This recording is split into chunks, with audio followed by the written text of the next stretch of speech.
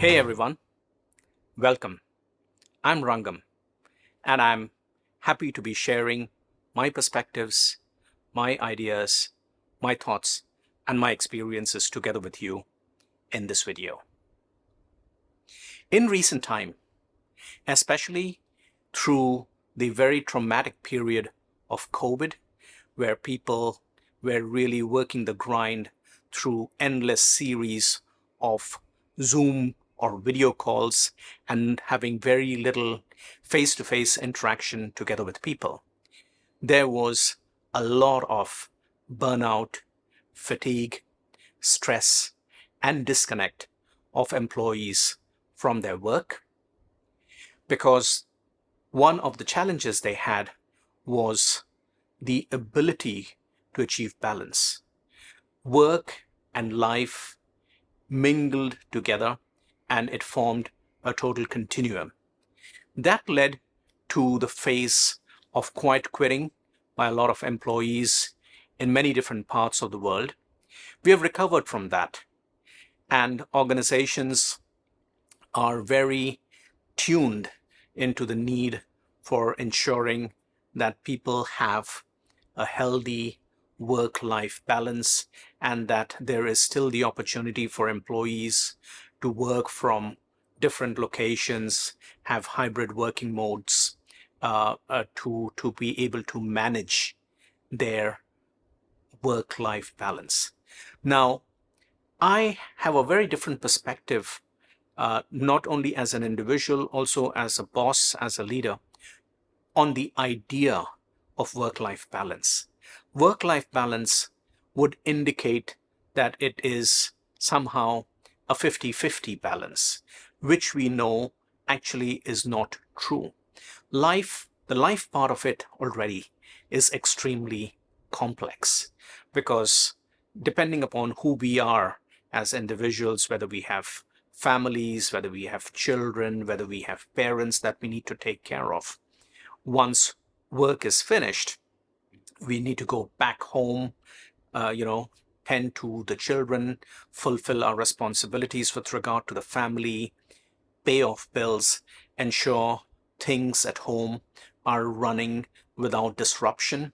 Because if that part of life is disorganized, then that disorganization comes back with us into work. And we want to make sure that any of us are proper support providers for and the backbone for our families, whether we are mothers, whether we are fathers. We want to be there for our children on their soccer day, on their performance day, on the parents teachers conferences, and attending the parents teachers meetings, and ensuring that as the seasons change, that we celebrate the important occasions together with our families, and that can be all consuming, right? In that equation, we as individuals get completely lost. So when we talk about balance, in my perspective, we have to view it as total 360-degree balance. And it is not a continuum in a line, but it is more of a triangle where each corner of the triangle is an important constituent to make the whole triangle function effectively. And at the top of the pyramid, at the top of the triangle, has to be oneself. You, me, each of us as individuals. Because if we forget ourselves as part of that equation and we cannot function effectively, we do not find the time to nurture ourselves, to take care of our own well-being, our own health, and our own growth, then we become very ineffective in managing the roles that we have to play in the other two corners of the triangle. So before we can do well for anybody else, we have to start by doing well for others. And that's where, when we take a look at the airline announcements on safety, they always say that in the event of losing cabin pressure, when the oxygen masks drop out from the overhead bins, the first thing that each one of us have to do is to ensure that we put the oxygen mask on ourselves before helping anyone else, including young infants who might be accompanying us. We've got to start by taking care of ourselves.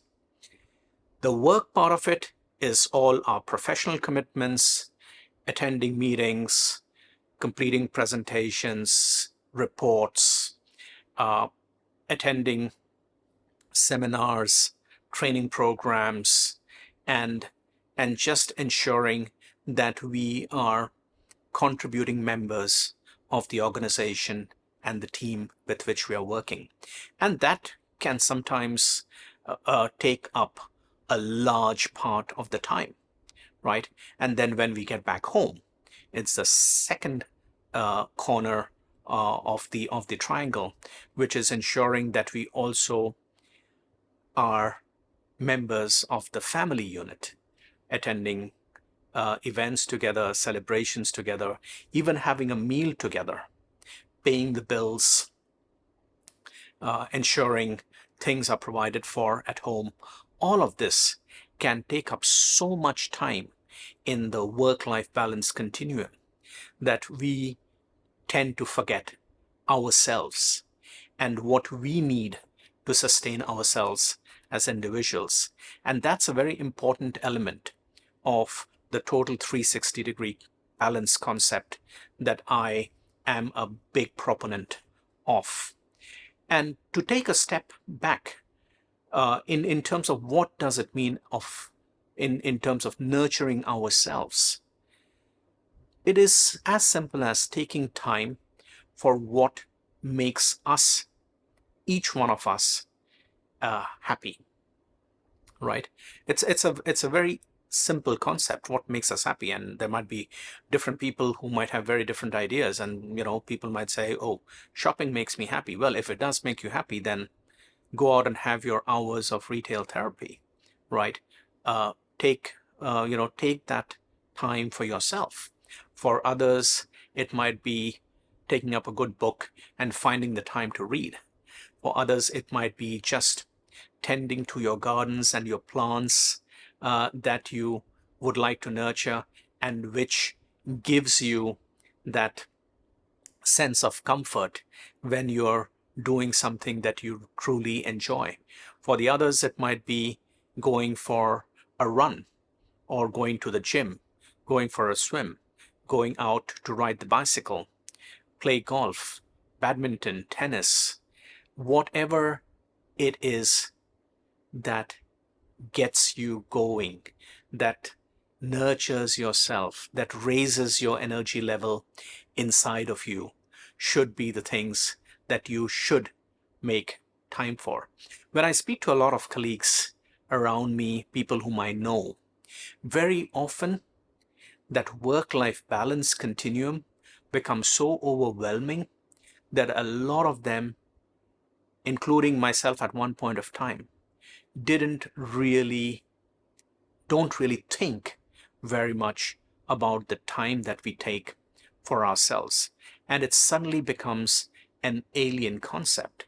And that is the reason when people reach a point when they either have to transition from work or, have to prepare for retirement, they feel so insecure because they really haven't taken that time for themselves through the journey that they have had when they were productive and every day at work. That is something that I really encourage each one of you to think of in terms of the balance that you have in life. Look at it not as pure work-life balance, but as a total 360-degree balance in the form of a triangle, with you as an individual at the top of the pyramid.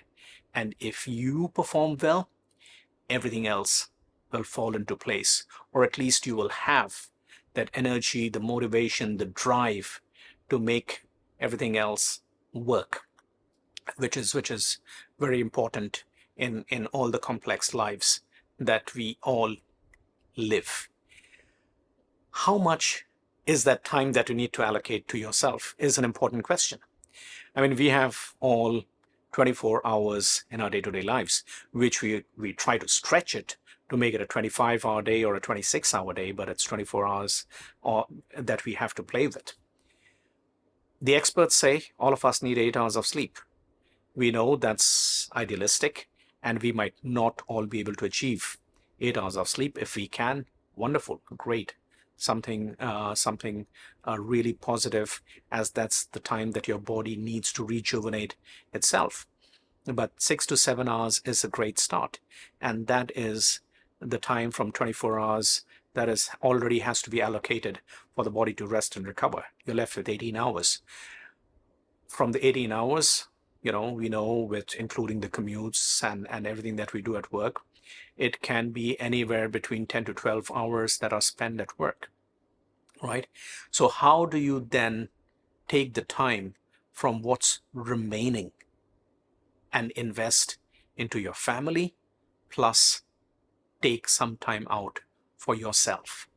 I think that's the thought process which you need to be very conscious of in terms of working with.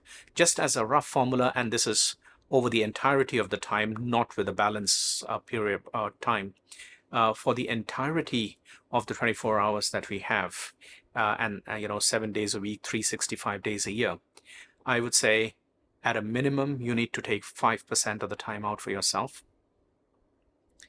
or ideally 10, and if you can stretch it to 15%, it would be just fantastic. So being able to take that amount of time to pursue your own passions, your own hobbies, your own goals, dreams, aspirations, for growth, for wellness, for lifestyle, for health, is something that each one of us needs to do for ourselves. Because when we are at our best, we can bring the best of ourselves to the others around us, whether it be at work or whether it be for our families. What do you think? How do you manage your balance? Do you manage to find time to achieve the balance that you want? Why don't you share your thoughts and comments together with me in the comment section below? And if you like the video, thank you for watching. Do share if you believe the message resonates with you and somebody else might benefit, and do give it a like. Would appreciate it very much. Thanks a lot. This is Rangam signing off. Until next time.